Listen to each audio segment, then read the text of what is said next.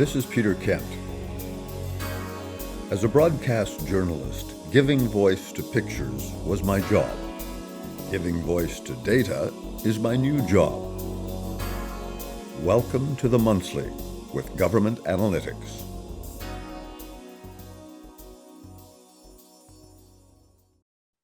T.S. Eliot may have characterized April as the cruelest month, but in the history of financial upset and crisis, September wears the cruelest month tag. And this September, across Canada and around the world, it rings all too true.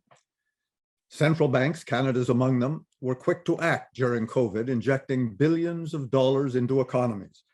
But they were late taking meaningful action to address the inevitable contagion of post-COVID inflation. Now, even the most timid, like the European Union Central Bank, are applying unprecedented interest rate hikes, promising more to come in the months ahead.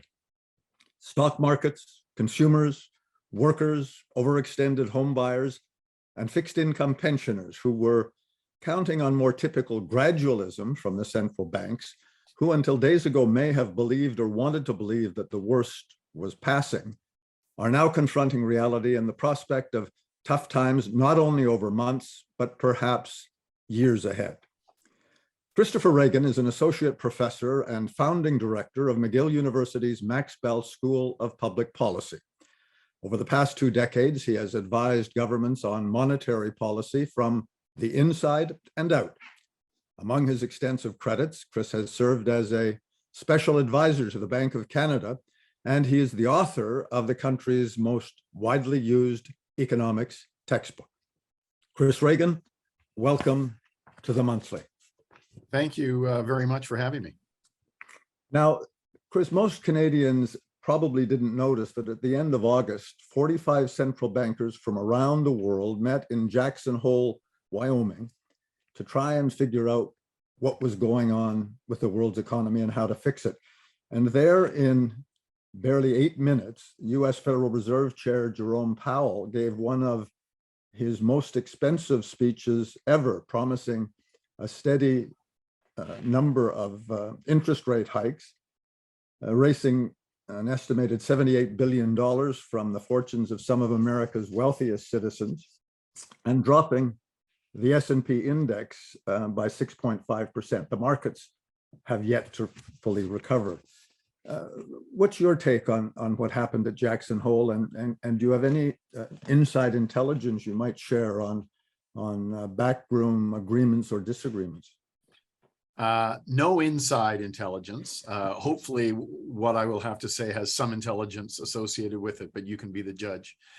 Jackson Hole has been going on for many years, so there's nothing new about a bunch of central bankers or central bank economists or people who think about monetary policy getting together in Jackson Hole at the end of summer every year. It's been going on for many years, and there's often headline making comments that come out of there. I don't think we should be very surprised about what Jay Powell said. It's pretty clear that inflation in many countries, not just the United States, not just Canada, inflation in many countries is considerably higher today than those countries are targeting. Usually those targets are about 2%. It's been well above those targeted rates for now several months. We can talk about to what extent central banks have been a little bit late in terms of getting to their interest rate increases, but it should really not surprise anybody that is used to thinking about monetary policy that Jay Powell said that we are still in for some serious interest rate increases from the Federal Reserve and I think from other central banks, because I think the number one way we know to fight, to address high inflation and to bring back low inflation is to have fairly aggressive monetary policy. I mean, you can pursue it in other ways, but over many years, over many countries, we have kind of determined that having central banks aim their policy levers at controlling inflation is very effective. So inflation is very high. It's not surprising that central banks are now going after it. And the way they go after high inflation is with raising the policy interest rate. And that's all designed to slow down the economy. So then we can get into, Peter, if you want to get into, will there be a recession? Will there be a soft landing? We can talk about that. But make no mistake, interest rate increases that have been quite aggressive in the last few months and will probably continue to be aggressive are designed to achieve their objective by slowing down the economy. Did Chair Powell's remarks give some of his counterparts spine to actually move ahead? We know that the European Central Bank, for example, hadn't increased rates for what, more than 15 years, around 15 years. And they were, because of the problems within the European Union, some countries were reluctant even then to go ahead. So unless you really are on the inside, and I am not, it's hard to know who's influencing whom. Central bankers talk a lot among themselves. They get together at conferences. They get together at G7 meetings, at G20 meetings. They are talking to each other on the phone quite often. And so you never really know, was it the US Fed that has influenced the ECB, or is it the ECB that is influencing the Fed, and who's influencing the Bank of Canada? How much influence does the Bank of Canada have on other central banks? But these people are talking, currently they are facing very similar global forces, and we can talk about some of those. They're facing some domestic forces that are pretty similar across countries. So they are all in a similar, not identical, but a similar situation. And of course, they compare notes. And so again, I don't think we're going to know. I'm never going to know who influenced whom, but we shouldn't be surprised that they're all acting roughly in the same direction at roughly the same time. Okay, we have a first graphic, a first slide to put up, which isn't data really. And it may help us read the bones of what happened this year at Jackson Hole as opposed to last year. Steve, if you could put that first graphic up. But it's two comparative word clouds. The words and phrases that the Fed chair, for example, used a year ago and this year. The first cloud about inflation refers to great meetings, market stability, economic expectations, decisions, tools, and so forth. The second one, August 26, 2022, on the right, that word cloud is now much more focused with frequent mentions of unemployment, longer term, underlying causes, and even the once unmentionable recession. Chris, should we in Canada be hearing less about a possible soft landing and more about recession? So these are interesting word clouds, and I'm not sure, Peter, what the technical method is for assessing the difference between these two word clouds. A year ago, in August of 2021, inflation was higher than its target, but it had only been higher than its target for a few months, and it was only a little bit higher than its target in most countries. By August of 2022, inflation had shown no signs of falling.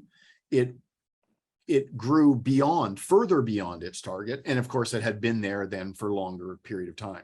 So I think by August of 2022, inflation was viewed as a bigger problem and almost certainly demanding a more aggressive policy response.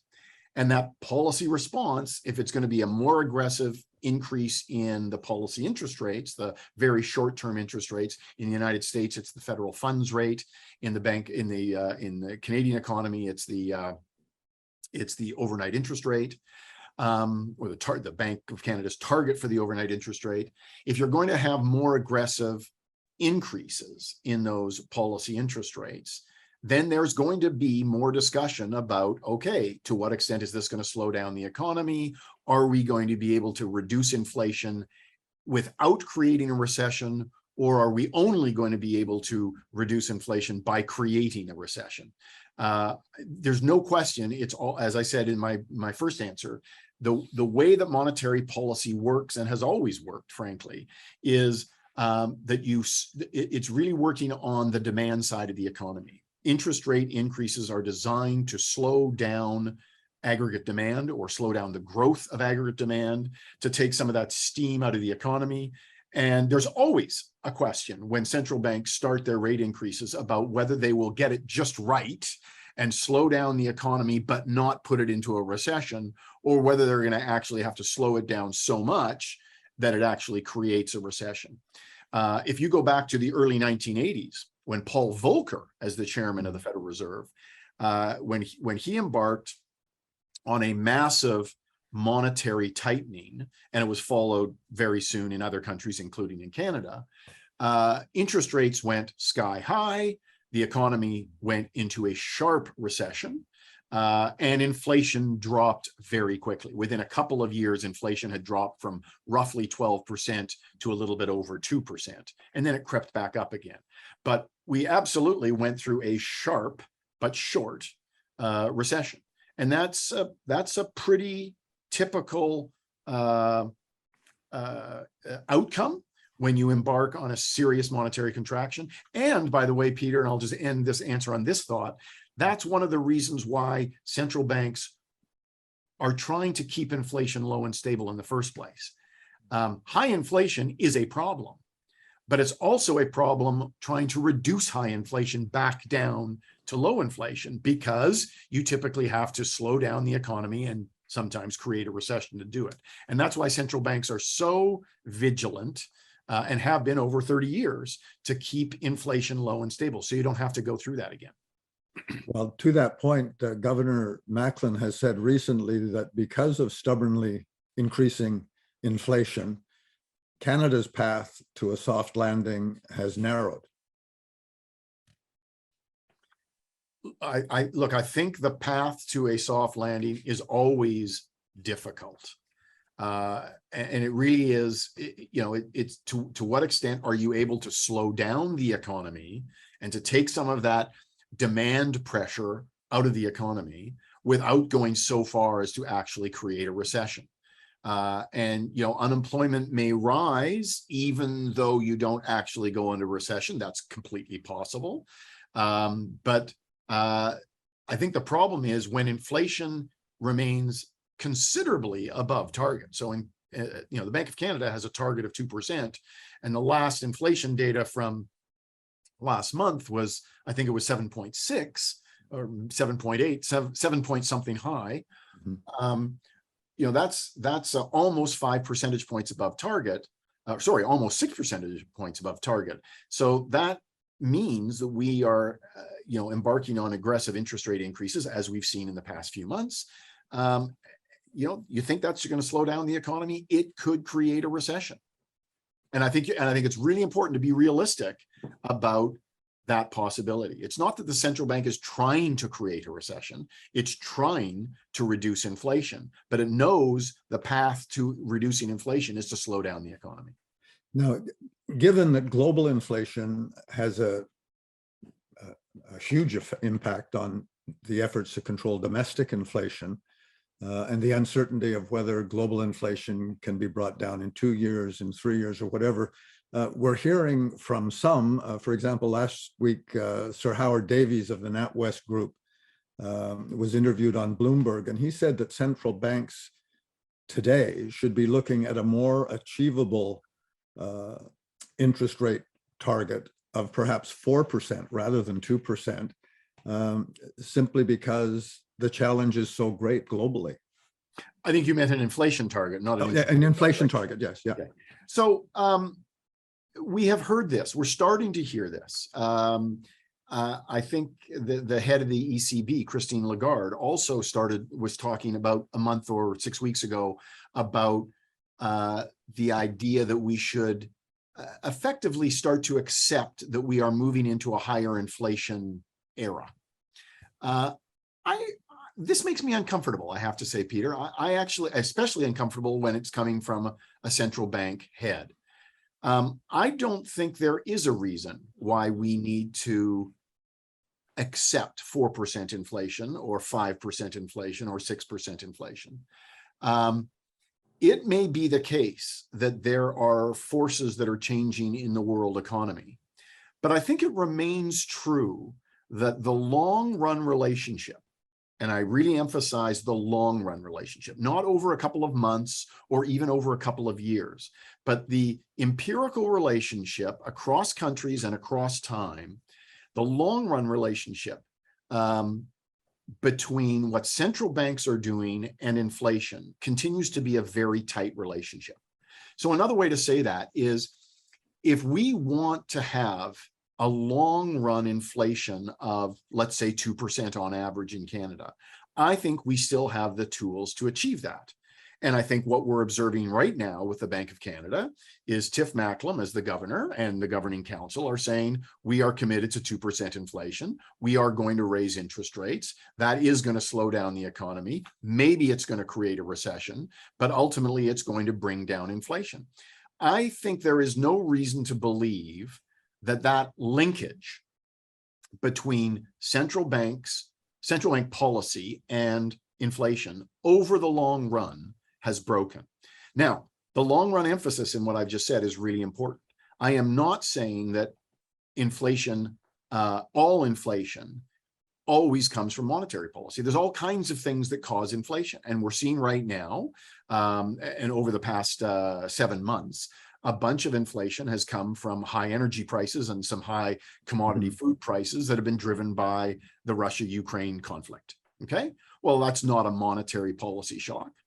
There's also been some inflation that's caused by supply chain disruptions that have been, frankly, bigger and more interesting than I think we expected them to be 18 months ago. And that's not about monetary policy. So not all inflation comes from monetary policy, but over the long haul, when you look at, and a 20-year, 30-year, 40-year average of inflation over countries, what you find is that it's highly, highly correlated to what those central banks are doing.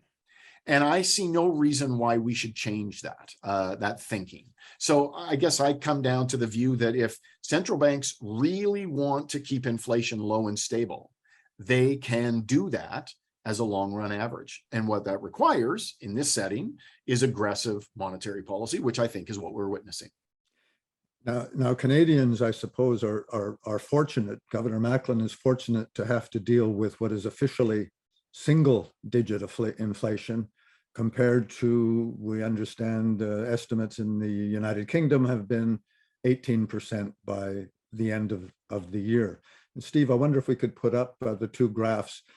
Chris, to the point that you made about energy and food, it's interesting to look at the June and July comparatives here, where although there was a significant decrease overall, when you take energy and food out of the combination, on the right graph in July, the two arrows going up, we still see core inflation going up. Yeah. So, okay, so this is a good time to make sure that whoever is watching this webinar understands the important role of energy and commodity prices in inflation, and then why central banks often choose to take those things out. So commodity prices in particular, food and energy prices in particular, tend to be very volatile, number one, and they tend to be in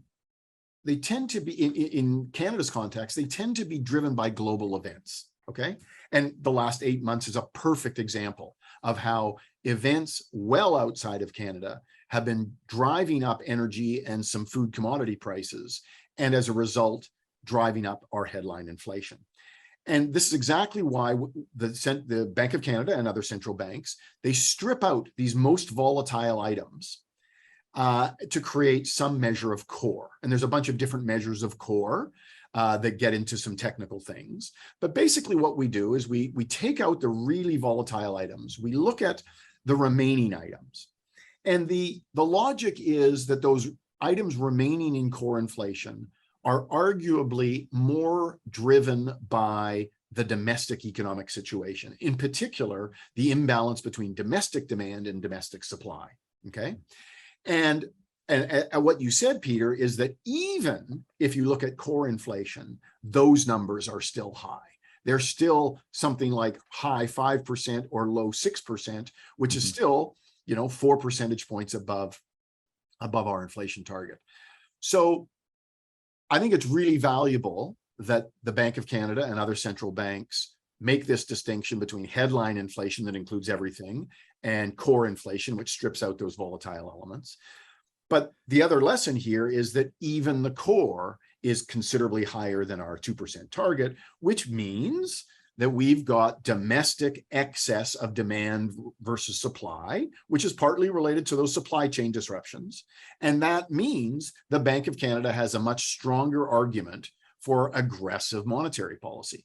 If when you stripped out the energy, the volatile energy and food prices, you were left with core inflation that was 2.5% instead of 5.5%, then the Bank of Canada would, frankly, have had a much weaker argument, a much weaker justification for the aggressive rate increases. But they didn't see that, right? What they saw was core inflation that was several percentage points above target, and therefore a justification for aggressive interest rate increases. And if we go to our next slide, we can see that in another form in terms of a line graph. Steve, if you could put that up, which again shows the consumer price index overall dropping, that top decline, but the CPI excluding gasoline is still upward bound. That's right. So if you obsess too much, let's say, on the energy prices, then you might look at this this highlighted part and say, oh, great, headline inflation is falling, but that's just because in the last couple of months now, energy prices have fallen. But the core inflation is still there, and that core inflation, that high core inflation, is still there, reflecting that, in those much more stable items whose prices are and inflation is determined much more by domestic demand versus supply imbalances, that still indicates a problem and a need for the tight monetary policy. Okay, well, looking now at what that means for the Canadian economy, and we heard today from Statistics Canada that household net worth fell by almost $1 trillion in the second quarter, and that probably has to do as much with real estate adjustment to initial interest rates as anything else. If we could put up the next slide, please, Steve. Household debt in Canada is much worse than in the United States. Better Dwellings reports that as many as 750,000 Canadian homeowners are at a risk of the trigger rate mortgage payment hikes as interest rates hike. And again, as we see, there are an awful lot of recent new homeowners who have overextended to get into a very hot market. So you didn't ask me a question, Peter. I can guess maybe what the question is. Well, I'm sure you have a range of comments on this one. So, so two parts. Let me go back, first of all, to the statement about the decline in net worth. So again, think about how monetary policy works. When monetary policy decides to go into, inflation fighting mode, it works by increasing those very short-term policy interest rates. What that's designed to do is to reduce the interest-sensitive components of aggregate demand. Probably the most interest rate component, a sensitive component of aggregate demand, is residential investment. So drives up mortgage rates. People then, mortgages become more expensive. People then pull back on their intended house purchases. And in fact, what we've seen in the past year or a little bit less is we've seen a slowdown in house price increases. And in some parts of the country, we've seen a decline, an outright decline in house prices. So that's one thing. So that's part of the decline in net worth, is the decline in house prices. But of course, the stock market also enters here. In response to interest rate increases, stock markets that are very forward-looking, for the most part, they are very forward-looking markets. They now see those higher interest rates into the future, and that means, the profits that will be generated by those firms whose stocks we are trading, those profits will be discounted at a higher rate, and they will be worth less in present value terms. And so what we've seen since January, basically, is pretty substantial declines in the stock market. It's started to recover. It's very bumpy, but we've seen declines in wealth, both in house prices and in stock market values. Neither of those things are a surprise in response to monetary policy tightening. And in fact, both of them would be completely predicted. And in fact, though it doesn't feel good when your portfolio declines in value, that is the intended way, the intended outcome to the monetary policy. The last slide you just showed there, Peter, was about debt payments. And this is a potential problem. So there are households in Canada that are highly in debt, that have become highly in debt. And this is one of the problems of having low interest rates for a long period of time. And we basically had very low interest rates in this country since the global financial crisis in 2008. And so one of the problems, economists talk about the low for long problem, which is the problems that we don't probably talk about enough, that come about from having interest rates at a very low level for an extended period of time. And one of the problems is that people do accumulate debt.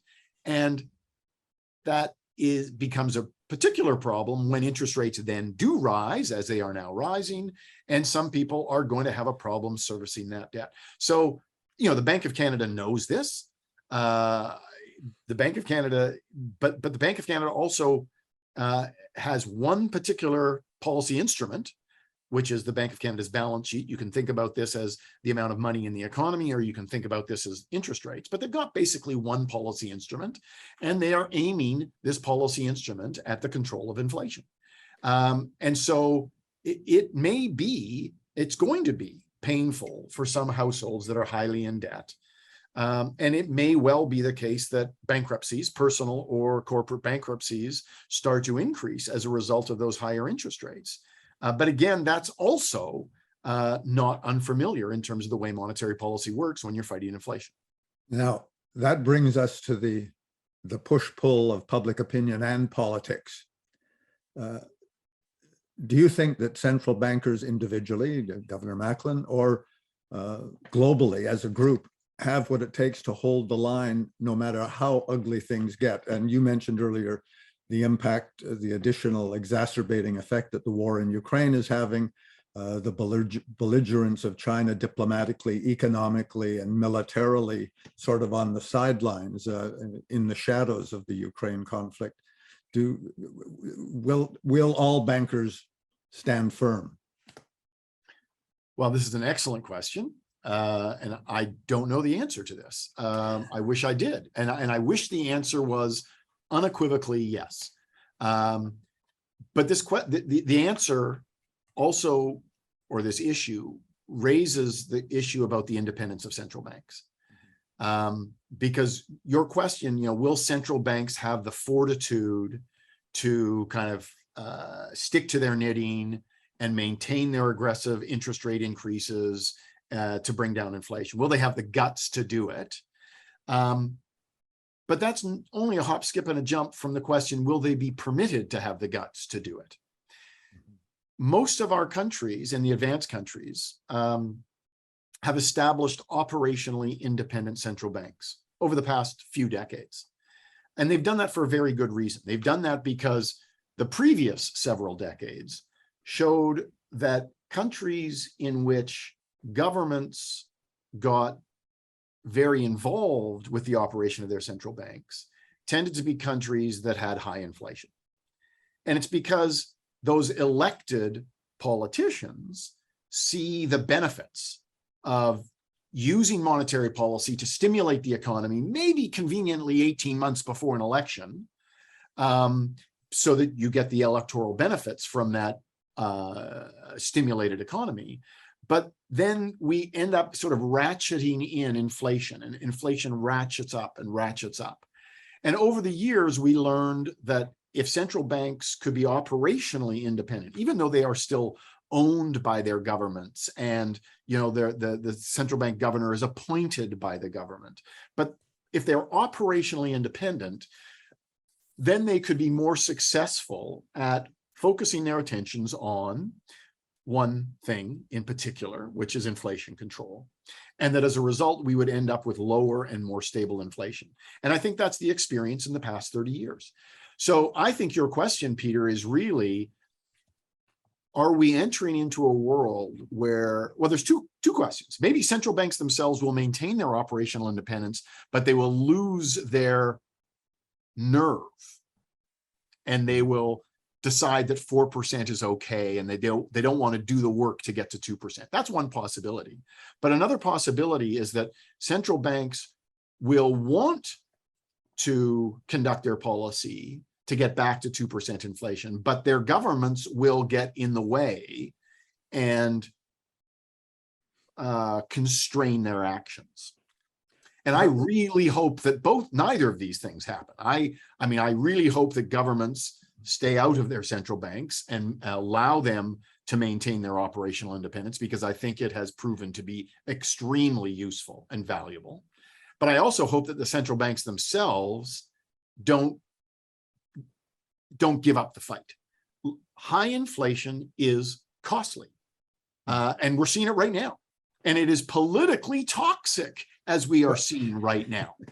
So there's a really good argument to get inflation back into its box and then stay there. The world is a much better place, frankly, when monetary policy is boring, because inflation is 2% plus or minus 0.2, and nobody even knows who the central bank governor is, and nobody cares because inflation is low and stable and boring. That's a better world.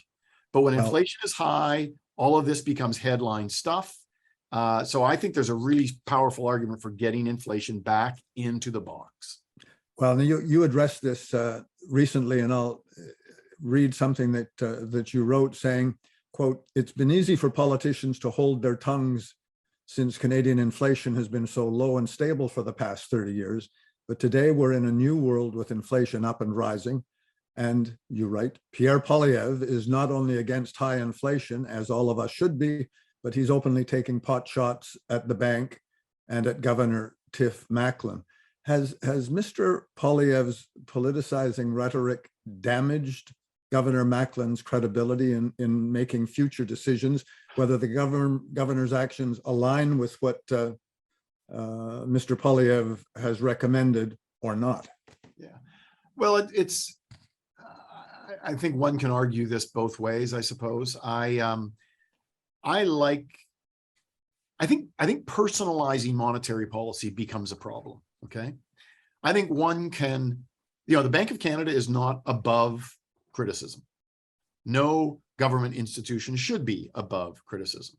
And I think it's perfectly fair game to say, wow, the Bank of Canada is targeting 2% inflation, and inflation has been 8%. So something is wrong. And so, we should fix that. I think that's a completely legitimate discussion. And the Bank of Canada has admitted that they have been late. Most central banks have admitted the same thing, because most central banks have been late. I think it's unfortunate that what Pierre Poilievre has done, and I think he's no longer doing it, by the way, but when he did this a few months ago, I think he was taking pot shots at a very important Canadian institution, or the leader of that Canadian institution. And unfortunately, I think personalizing things. I think it would have been a much more constructive thing to just to number one, to talk about monetary policy, but also to admit that the world has been pretty complicated in the last 3 years. And the kinds of, the COVID pandemic shock that we were confronted with was something the likes of which nobody had seen on this scale. certainly not in my lifetime.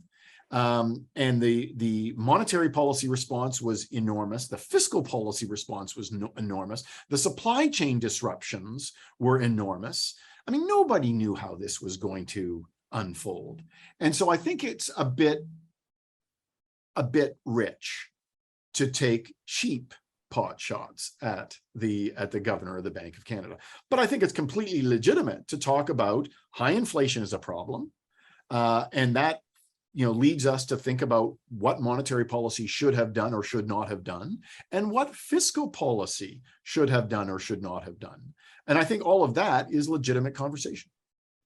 Well, and to that point, if reducing demand is the stated goal of the Bank of Canada, which it is, then interest rates need to go higher. But shouldn't the bank also be taking stronger measures, perhaps, to reduce the money supply, given the economy is simply too flush with cash, which is what we had recommended last month on the monthly from Stephen Ambler and Jeremy Kronick from the C.D. Howe Institute. Peter, your piece of paper is in front of your camera there, so we can't see your handsome face there, but now we can.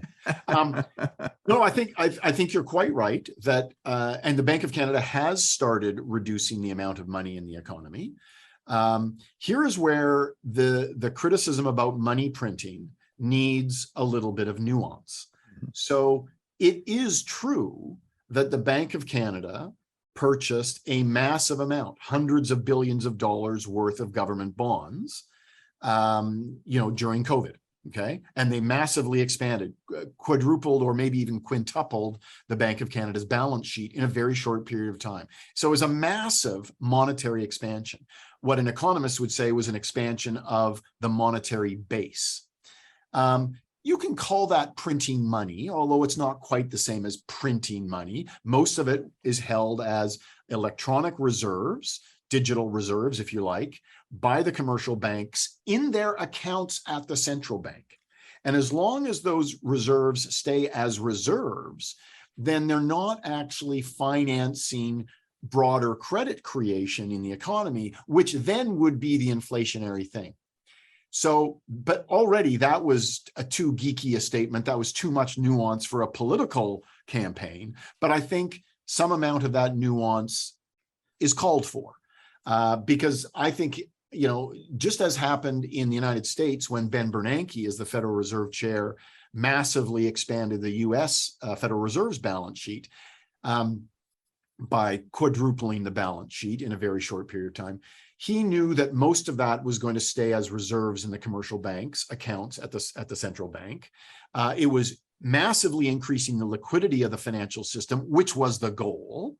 And the real challenge would be undoing it and winding those transactions back again, shrinking the balance sheet of the central bank, if you will, before it became really inflationary. And I think what happened back then and what is happening now in Canada is that the balance sheet is starting to shrink. If you look at the data that the Bank of Canada provides on its website for the Bank of Canada's balance sheet, you'll see that the overall size of the Bank of Canada's balance sheet has started to fall over the past several months, and very slightly. Very slightly. But it's not. I think the way this shock took place is that I think what the bank would argue is that it demanded a massive expansion in a very short period of time and then a gradual reduction over time. Now, that may end up, they may end up shrinking the balance sheet too slowly. There's going to be an issue here. And this, by the way, shrinking the balance sheet and raising interest rates are kind of two sides of the same coin. And so we're back to the issue that we started with, which is how fast should the Bank of Canada be raising interest rates? Because if they don't do it fast enough, then inflation remains a problem. If they do it too fast, then they create too much of a slowdown and possibly a recession. So there's this balancing act, whether we think about it as how quickly do the interest rates go up, or we think about it as how quickly do we shrink the balance sheet. It's basically the same issue. And that's the balancing act that the Bank of Canada has to deal with right now. Well, and we're seeing stories today from Washington that the Federal Reserve is in a bit of a bind because it is reducing its bond holdings too quickly. Would you suggest, or how would you comment on the fact that there have been some fairly strong suggestions that the Bank of Canada not only quantitatively tighten by getting rid of the bonds as they mature, but selling off some, taking a loss and selling off more faster? So the capital loss issue is an interesting one. I remember thinking about this when I was an advisor to the Minister of Finance at near the beginning of the global financial crisis. And we thought there was the discussion in Ottawa about whether the Bank of Canada would go into quantitative easing, which we didn't do in 2008 and 2009, but the US Federal Reserve did. But one of the issues that came up was if you buy a whole bunch of bonds in a very low interest rate environment and then sell them back later in a higher interest rate environment, there will be a capital loss on those bonds. That's okay. But if the capital loss is big enough on enough bonds, then in fact, you could have a situation where the central bank becomes insolvent. And that, you can imagine, is like, that's a headline. That's a very serious headline. It's actually not a difficult issue to deal with because the government of Canada that owns the Bank of Canada could then recapitalize the Bank of Canada in 4 seconds flat, and we'd be away to the races. But the optics of very large capital losses on bond sales are clearly a problem. So that's another thing that the Bank of Canada is going to have to think about, right? But back to my earlier point that's really connected to, that's kind of the same point as how quickly do they want to raise interest rates? Because of course, if they sell off those government bonds, the more quickly they sell off those government bonds, the more quickly those bond sales tend to drive down bond prices. That pushes up yields on those bonds. That's the interest rate increase. So all of this is connected, Peter. And there really are two sides of the same coin. And the bank is in a tough spot. Nobody should think that their job today is easy. Their job is not easy, but that's why they get the big bucks. Well, now the third side of the coin, the Bank of Canada has its responsibilities to keep inflation down, but so does the government of the day in terms of its spending. And what are your thoughts on Canada's current government planning to spend $452 billion by the end of this fiscal year, which is almost $150 billion more than pre-COVID?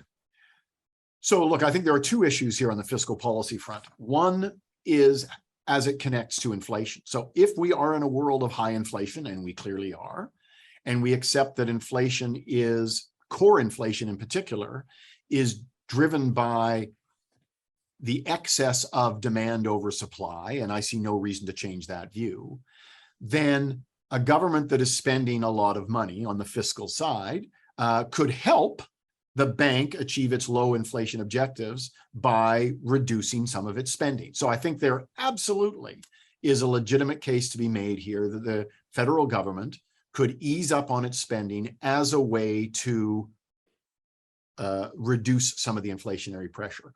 But you can also have a separate discussion about fiscal policy, about the government's overall fiscal position and the government's debt to GDP ratio, and what is an appropriate debt to GDP ratio. So even without talking about inflation, I think the government should be thinking more about the debt to GDP ratio, and in particular, the challenges that we are going to face in the next several years. So number one, we know that the population continues to age. We know that that will drive up healthcare expenditures. It has been doing that for a few years, and it will be doing it for several more years. So we know that there will be that challenge, and that will involve some spending by some government, federal or provincial or both.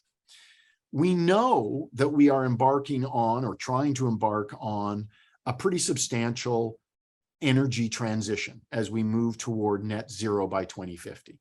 That is almost certainly going to involve some public money. It might be outright public investments. It might be public-private investments, but there will be some public money involved. there will also be a recession in the future. I don't know when it's going to happen, and I don't know what's going to cause it, but it's going to happen. And when you have a recession that's substantial, it's nice to have the ability as a fiscal policymaker to have the ability to have a little counter-cyclical fiscal policy, as we did in the global financial crisis. Okay. And then the fourth thing that could happen is, who knows what could happen, right? There could just be some surprise.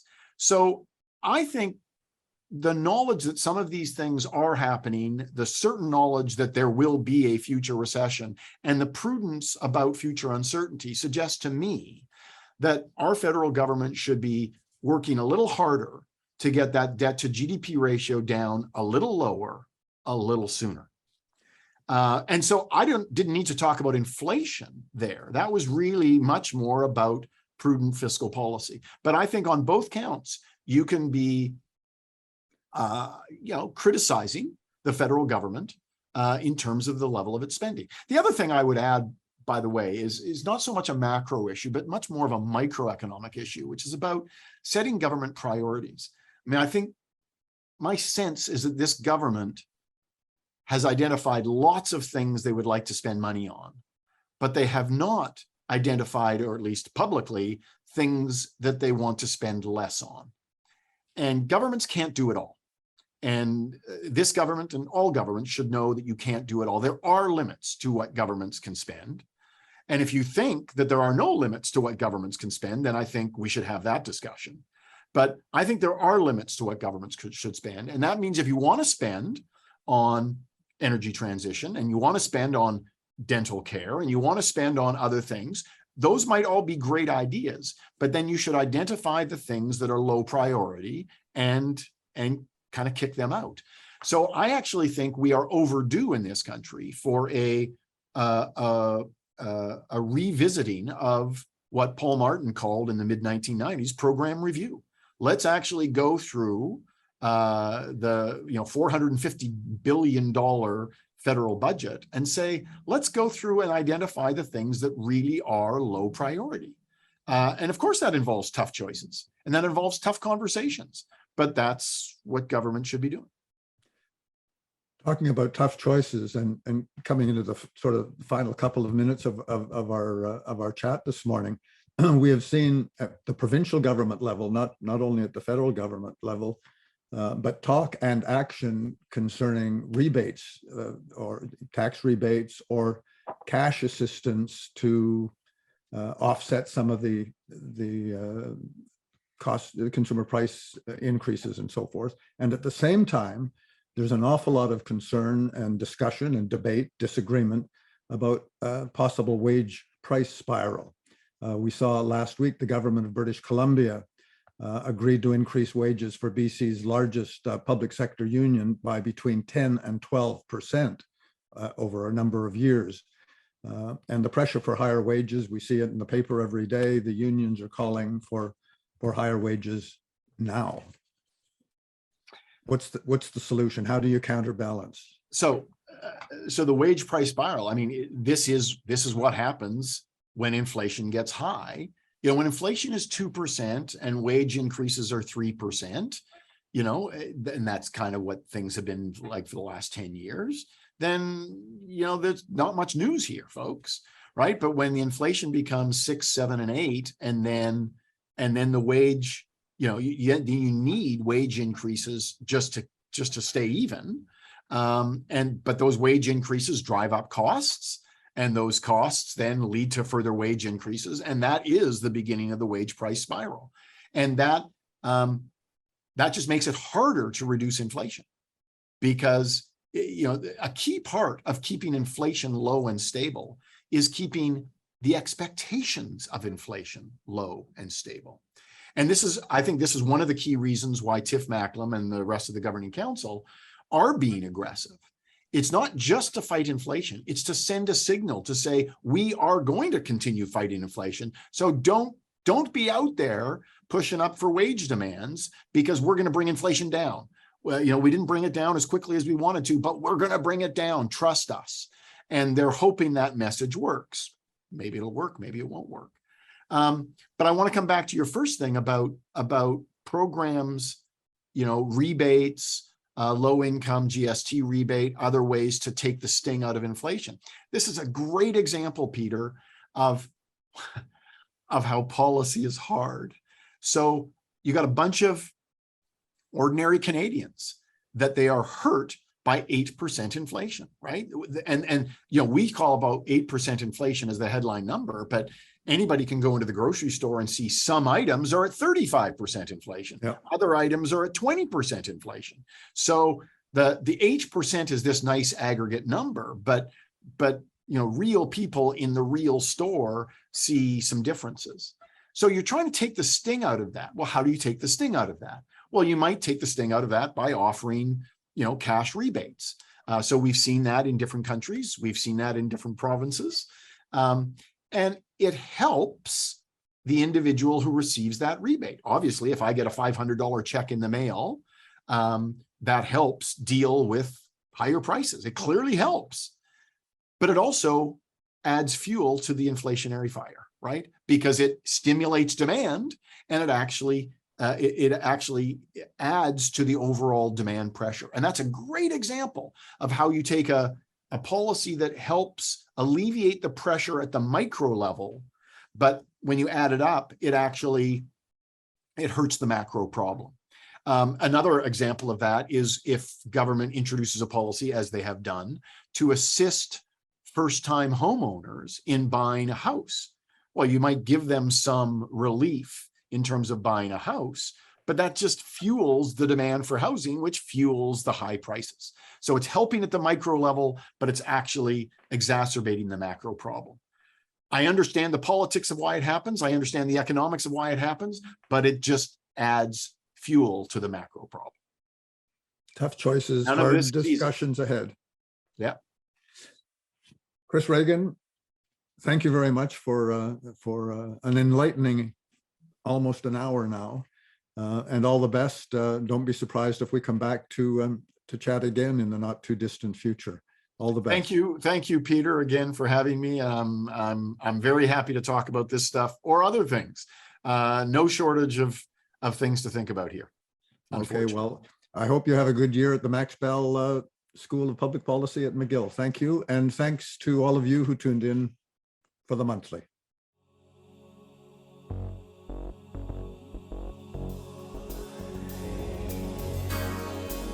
Giving voice to data is the monthly with Government Analytics.